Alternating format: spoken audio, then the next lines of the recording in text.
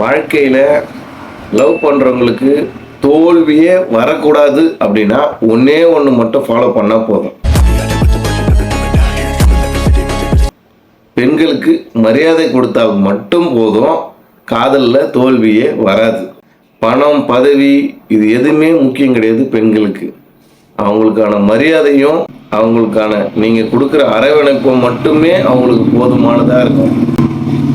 அவங்க சந்தோஷமாக வாழறதுக்கு அவங்க உங்கள் கூட டைம் ஸ்பெண்ட் பண்ணணும்னு மட்டும்தான் நினைப்பாங்களே கண்டி, மற்றபடி வேறு எதையுமே எதிர்பார்க்க மாட்டாங்க. பணக்கார மாப்பிள்ளையோ அந்த இதுலாம் எதையுமே எதிர்பார்க்க மாட்டாங்க. ஓகேவா? நீங்கள் பெண்களை குறை சொல்கிறத நிப்பாட்டுங்க. முதல்ல தன்னை தானைக்குள்ளே உங்களுக்குள்ளே என்ன பிரச்சனைன்றத அதை ஆராய்ச்சி பாருங்கள். அப்போ தான் நீங்கள் அதுலேருந்து வெளியே வர முடியும். ஓகேவா? லவ் ஃபெயிலியர், காதல் தோல்வி, இதை பற்றி தான் நம்ம இன்றைக்கி வீடியோவில் பார்க்க போகிறோம். நம்ம சப்ஸ்கிரைபர் ஒருத்தர் கேட்டதுனால தான் இந்த வீடியோ எனக்கு போகணுன்னே தோணுது. ஆனால் காதல் தோல்வி ரொம்ப முக்கியமான ஒன்று. அதை எப்படி கிவ் அப் பண்ணி வர்றதுன்னு நிறைய பேருக்கு தெரியாது. அதனால தான் அதை ஒரு மோட்டிவேஷன் வீடியோவாக எடுத்து போடலான்னு நான் முடிவு பண்ணியிருக்கேன். அவர் அந்த கமெண்டில் மென்ஷன் பண்ணியிருக்காரு, பணத்தை பார்த்து அவங்க காதலிச்சு வேற ஒருத்தன் கூட போயிட்டாங்க அப்படின்னு சொல்லிட்டு கமெண்டில் மென்ஷன் பண்ணியிருக்காரு. ஆனால் எனக்கு அதில் உடன்பாடு இல்லை. ஏன் எப்பயுமே லவ் ஃபெயிலியர் ஆனால் எல்லாரும் பெண்களை மட்டுமே குறை சொல்லணும் இருக்கிறீங்க?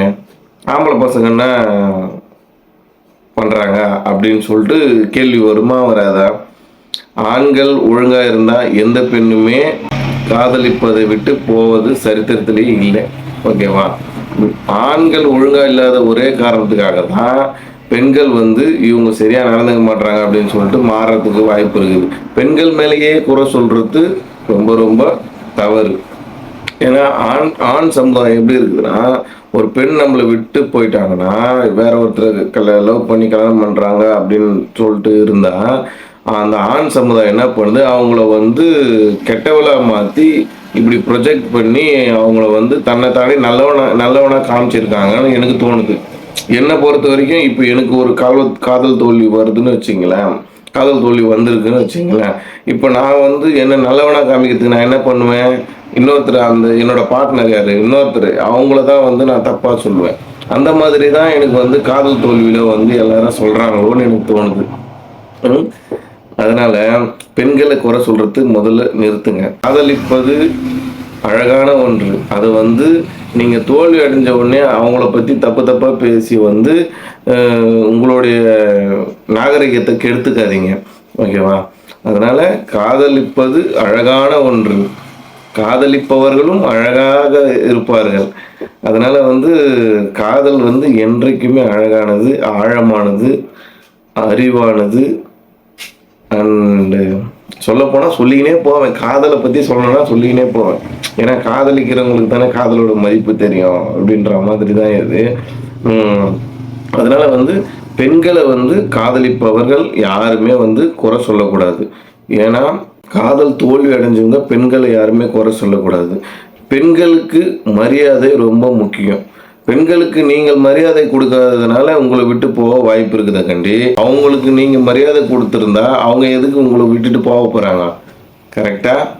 பணத்தை பார்த்துலாம் எந்த பெண்ணுமே இவர் விட இவர் பெட்ரு அப்படின்னு சொல்லிட்டு எந்த பெண்ணுமே போக மாட்டாங்க என்னை பொறுத்த வரைக்கும். ஏன்னா பெண்களுக்கு அவ்வளவு சூழ்நிலைகள் இருக்குது. ஓகேவா? பெண்களை என்றைக்குமே குறை சொல்லாதீங்க. லவ் ஃபெயிலியர், இப்போ அந்த லவ் ஃபெயிலியர் டாப்பிக்கை பற்றி கொஞ்சம் பார்க்க போகிறோம். காதலித்தா இதயம் நொறுங்கும், மனசு நொறுங்கும், அடுத்து என்ன பண்ணுறதுனே தெரியாமல் மூச்சுன்னு இருப்போம். ஐயோ லைஃபே போயிடுச்சே அப்படின்னு சொல்லிட்டு மூச்சுன்னு இருப்போம். நானும் அப்படி தான் இருந்திருக்கிறேன், ஒரு காலத்தில் அப்படி இருந்திருக்கிறேன். அப்படி எல்லாருக்குமே தோணும். ஆனால் அது உண்மை கிடையாது. இவ்வளோதான் லைஃபு அப்படின்றது உண்மை கிடையாது. இதுக்கப்புறம் ஒரு லைஃப் இருக்குது.